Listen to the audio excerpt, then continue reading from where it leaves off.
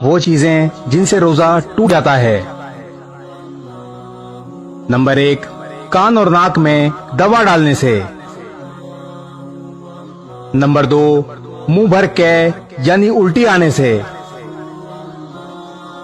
Number 3، کلی کرتے وقت حلق میں پانی چلے جانے سے۔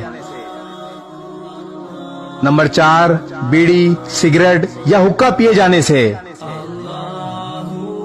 اور نمبر 5، رات سمجھ کر صبح صادق کے بعد سحری کھا لینے سے۔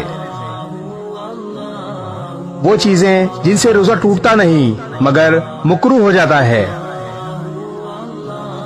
نمبر 1، ٹوتھ پیسٹ، منجن یا کوئلے سے دانت صاف کرنا۔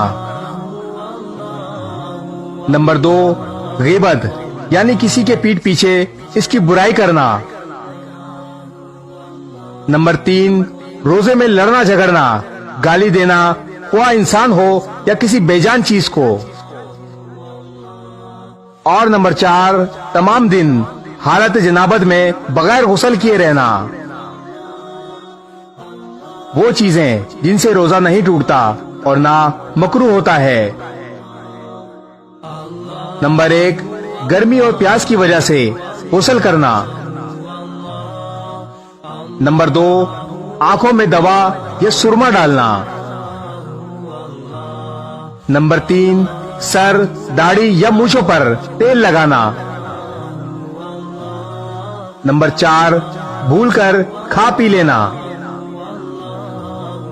نمبر 5، دانتوں سے خون نکلے مگر حلق میں نہ جائے تو روزے میں خلل نہیں آتا۔